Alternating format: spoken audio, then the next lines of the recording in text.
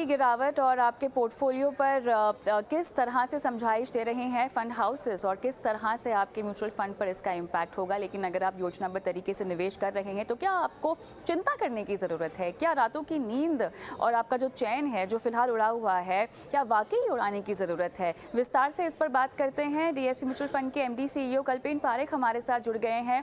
Sir, स्वागत है आपका। बहुत बहुत धन्यवाद, आज के दिन आपने समय निकाला इस खास पेशकश के लिए। मुझे बताएं, आज सुबह से कितनी पैनिक कॉल्स आई होंगी आपको? किस तरह से निवेशकों को आपने कहा कि स्टे कूल, घबराने की जरूरत नहीं है? आजकल शायद ये बताने की जरूरत नहीं है, क्योंकि मेरा ये मानना है कि पिछले 2 से 3 साल में बहुत जो नए इन्वेस्टर जुड़े हैं इन्वेस्टिंग की जर्नी में, वो SIP के जरिए और एसेट एलोकेशन के जरिए अपने इन्वेस्टमेंट्स को आगे बढ़ा रहे हैं। तो आप शायद मानेंगे नहीं, लेकिन मुझे आज पूरे दिन में एक भी कॉल नहीं आया है। कुछ दोस्तों ने या कुछ इन्वेस्टर्स ने थोड़ा पैसा लगाया है, लेकिन ऐसे कोई बड़े पैनिक कॉल नहीं आए हैं। और म्यूचुअल फंड का सबसे बड़ा एडवांटेज यही है कि जब बाजार बहुत अग्रेसिवली गिरता है तो म्यूचुअल फंड, क्योंकि एक पोर्टफोलियो अप्रोच होता है, तो इसमें middle of the path performance जब दिखता है तो पैनिक रिलेटिवली कम होता है। तो सो फार सो गुड। आपने बीच में कहा कि जो नए निवेशक हैं, नए निवेशकों से ही जुड़ा हुआ सवाल मैं आपसे पूछना चाहती हूं, क्योंकि फोकस इन्हीं पर हमें करना है। पिछले 2 से 3 सालों में जिन लोगों ने बाजार में पैसे लगाए होंगे, अच्छा खासा मुनाफा देखा होगा, अब इस तरह की गिरावट को वो कैसे समझें? क्योंकि उन्होंने सारी कमाई आज साफ होते हुए देख ली होगी और बाजार में कितनी गिरावट आने वाली है हम नहीं जानते हैं। जो कि यही सवाल है उनके जुबान पे, जो नए निवेशक है और जिनकी तादाद लगातार हम बढ़ते हुए देख रहे हैं, तो उनका कॉन्फिडेंस किस तरह हिला हुआ है? क्या भाप रहे हैं आप? तो कविता, मेरे हिसाब से जो अच्छा इन्वेस्टर है ना, वो हमेशा ये जानता है कि बाजार एक स्ट्रेट लाइन में हमेशा ऊपर नहीं जाता है। ये आपने सुना होगा, हमेशा आपके टीवी पे हम सब जब भी आके बात करते हैं, हम ये बताते हैं कि बाजार फ्लक्चुएट होता है, उतार चढ़ाव होता है। तो अगर आप बाजार के जितने भी ट्रेडिंग डेज ले लो, 50% टाइम वो नीचे होते हैं और 50% टाइम वो ऊपर होते हैं। तो लॉन्ग टर्म में इसका ट्रेंड हमेशा ऊपर होता है, लेकिन हर तीसरे या चौथे साल में 15 से 20% की गिरावट आती ही है। ये कोई नई बात नहीं है। ये अलग बात है कि पिछले 1.5-2 साल में बाजार एक वन वे रॉकेट के जैसे कोविड के लो से 150% से ऊपर गया था। तो एक स्वाभाविक है कि थोड़ा कंसोलिडेशन हो, थोड़ा नॉर्मलाइजेशन हो, और ये वही फेज है। तो हर इन्वेस्टर, मेरा ये मानना है कि इन्वेस्टिंग का ये बहुत बड़ा रूल है, गेम का बहुत बड़ा रूल है कि उतार चढ़ाव आते रहेंगे, और हमें जब बाजार बहुत स्पीड से जब ऊपर जाए तब ज्यादा लालच नहीं लेके आनी चाहिए अपने इन्वेस्टिंग के बिहेवियर में। और उसी तरह से जब बाजार नीचे आना शुरू करे तब घबराने की जरूरत नहीं है। अगर हमारे इन्वेस्टमेंट की स्ट्रैटेजी सही है, अगर हमने दोनों साइड पे अपने सर को अपने शोल्डर्स पे ठीक से रखा and we don't get carried away, अगर हमने अपना एसेट एलोकेशन ठीक से रखा है, तो वो सही इन्वेस्टर है और वो आगे बढ़ते रहेगा। उतार चढ़ाव आते रहेंगे। हमें ये देखना है कि हमारे जो गोल 7, 10, 15 साल के बाद के हैं, तो 10 साल के बाद आजकल के उतार चढ़ाव की शायद हम बात भी याद नहीं रखेंगे। लेकिन अगर आपका टाइम होराइजन कम हो या छोटे समय का हो, तो फिर ये बाजार वैसे भी हमारे लिए सही नहीं है। बाजार में इन्वेस्टमेंट मिनिमम 7 से 10 साल का होराइजन होना चाहिए। हर करेक्शन हमें ये मैसेज सिखाते रहेगा और दिखाते रहेगा। ये हमारे ऊपर है, हम कितनी जल्दी से सीख ले और अपने स्ट्रैटेजी में इसको अमल करें। बिल्कुल। आपकी जो जर्नी रही है अब तक, आपने बहुत सारी मार्केट साइकिल्स देखी होंगी इस तरह की या इससे अलग। अगर आपने अलग देखी है तो ये जो मार्केट साइकिल हम देख रहे हैं, जो तमाम समीकरण हम देख रहे हैं, वो बाकी की मार्केट साइकिल से किस तरह से अलग है? और दूसरा सवाल यहाँ पर ये है कि वैसे तो कोई भी चिंता बहुत लंबे समय तक नहीं रहती है अगर आपका नज़रिया साफ तौर से लंबा हो, लेकिन मौजूदा समय में अगर कोई चिंता बहुत बड़ी होती हुई दिखाई दे रही है तो वो कौन सी होगी आपके मुताबिक? देखिए, वैसे तो हर मार्केट साइकिल के जो रिजल्ट्स होते हैं वो सिमिलर होते हैं, कि एक तेजी होती है, पैसा बनाना बहुत आसान बन जाता है। मैं हमेशा बोलता हूँ कि लॉन्ग टर्म में इक्विटी का जो रिटर्न है वो 12 से 14% का है। अगर आप पिछले 40 साल की सेंसेक्स की जर्नी देख ले या 20-25 साल की निफ्टी की जर्नी, तो 13 से 14% का लॉन्ग टर्म रिटर्न बनता है इक्विटी के एसेट क्लास में। क्योंकि इंडिया की कंपनीज का जो रिटर्न ऑन इक्विटी है वो भी अराउंड एवरेज 15% का है।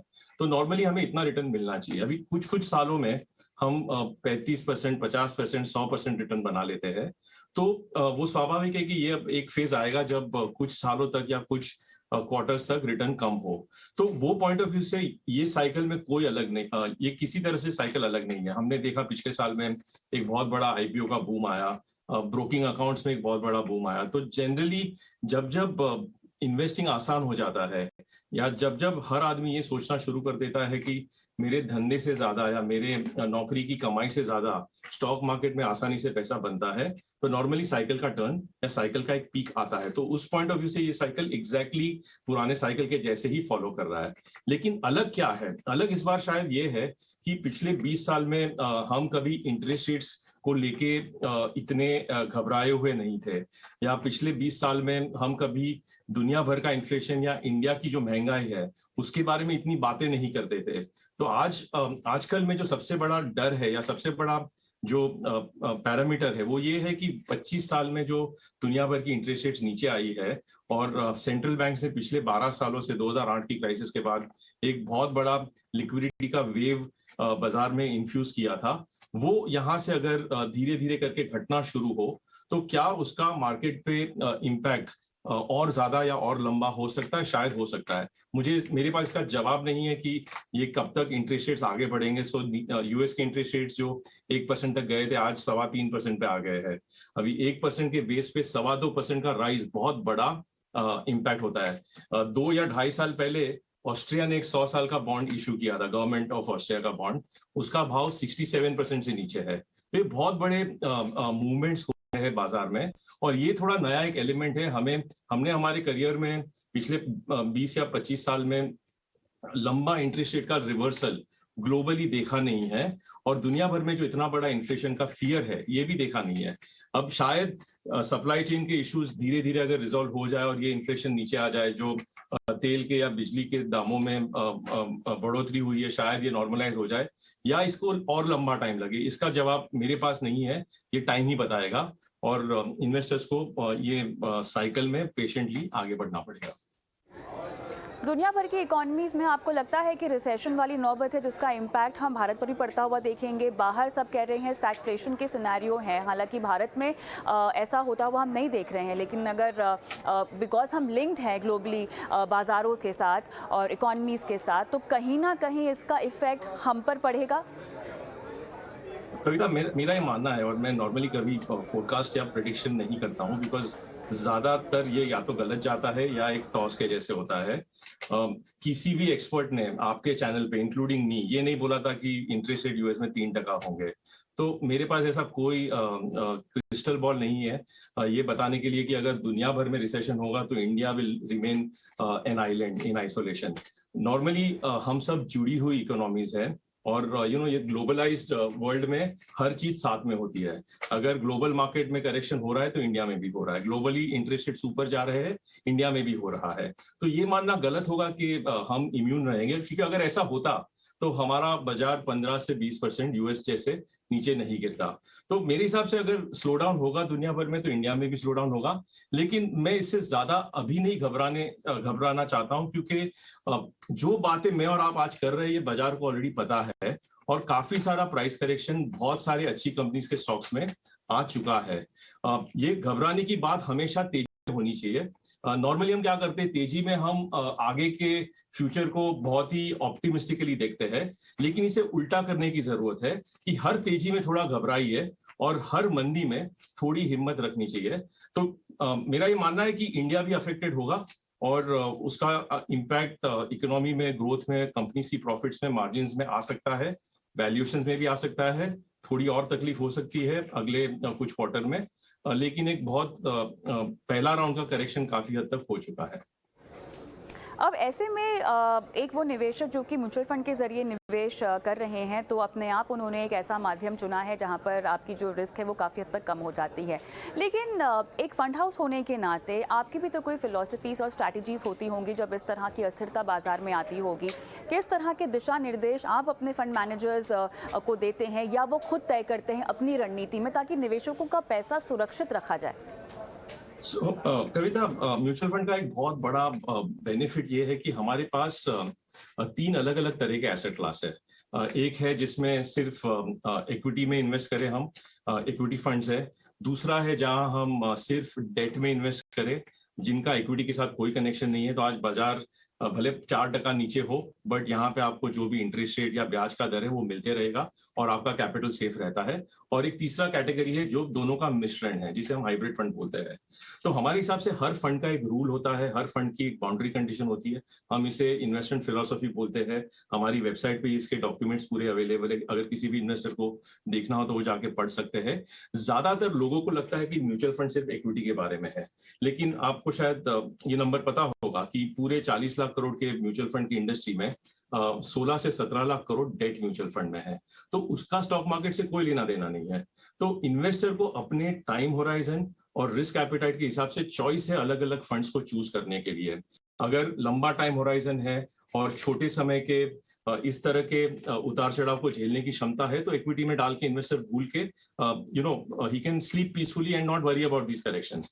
ऑन द अदर हैंड, जैसे मेरे जैसा इन्वेस्टर है जो थोड़ा कंजर्वेटिव है, क्योंकि मैंने अपना करियर 2000 की बहुत बड़ी मंदी देखी है, जहां पे 80% का स्टॉक्स में करेक्शन देखा है, एनएवीज में हमने वो गिरावट देखी है। नॉर्मली मेरा पोर्टफोलियो हमेशा 60 रुपया इक्विटी और 40 रुपया डेट फंड में होता है, और मंदी में शायद हम थोड़ा इक्विटी बढ़ा देते हैं और तेजी में थोड़ा कम कर लेते हैं। तो म्यूचुअल फंड्स में अलग अलग तरह के प्रोडक्ट्स है, और एज इन्वेस्टर्स हमें इन सब के बारे में अगर हम ज्यादा समझ ले, सिर्फ इक्विटी पे ना देखें, इक्विटी, हाइब्रिड, डेट, ये तीनों के कॉम्बिनेशन को अपने पोर्टफोलियो में रख के एक अच्छा रिस्क एडजस्टेड पोर्टफोलियो बना सकते हैं। कल्पेन जी, चर्चा को समेटने का समय आ गया है, लेकिन आप हमारे साथ हैं और हम कोई फिल्मी अंदाज में कोई टिप आपसे ना ले, ऐसा तो हो ही नहीं सकता। मैं जानती हूँ बहुत ही इम्प्रॉम्प्टू है। टॉप ऑफ द माइंड कौन सा डायलॉग आ रहा है जो आज की इस गिरावट को और जो भी आपने बातें कही हैं उसको समेट कर पूरा मैसेज दे रहा हो? आप हमेशा लास्ट मिनट पे गूगली डालती हो, और ये तो सिलेबस में भी नहीं था, आपने बताया भी नहीं था कि इस तरह का सवाल होगा, तो मैंने तो सब बोरिंग आंसर्स लिख के रखे थे। ये अगले टाइम के लिए प्लीज इसको पास कर तैयारी दीजिए। की। मेरे हिसाब से मुझे हमेशा अग्निपथ मेरी फेवरेट मूवी है, और उसमें वो मेरे हिसाब से वो अमिताभ हमेशा ये बोलता है, जो पोइट्री उनके पिताजी ने बोली थी कि अश्रु श्वेत रक्त से लथपथ लथपथ लथपथ। तो ये इन्वेस्टिंग की जो जर्नी है, इसमें हमेशा वॉलेटिलिटी होती है। मैं तो पैसा डालने के पहले हमेशा ये सोचता हूँ कि नुकसान कितना हो सकता है, रिटर्न कितना बनेगा वो किसी को नहीं पता है। लेकिन अगर हम कितना नुकसान हो सकता है या रिस्क क्या है वो जान के अपने पोर्टफोलियो को डिजाइन करेंगे, तो भले ये रास्ते में उतार चढ़ाव आते रहेंगे, हम इसे इजीली पास कर सकेंगे। तो with that, next time I will be better prepared. नहीं, बहुत खूब, बहुत बढ़िया जवाब और बहुत बढ़िया मैसेज आपने दिया। आपके साथ जब भी बात करते हैं समय कम पड़ जाता है, लेकिन बहुत बहुत धन्यवाद, आपने समय निकाला। आपका ऑलमोस्ट दिन खत्म हो चुका है, फिर भी आपने शिरकत की। Thank you so much Kalpen ji. Thank you.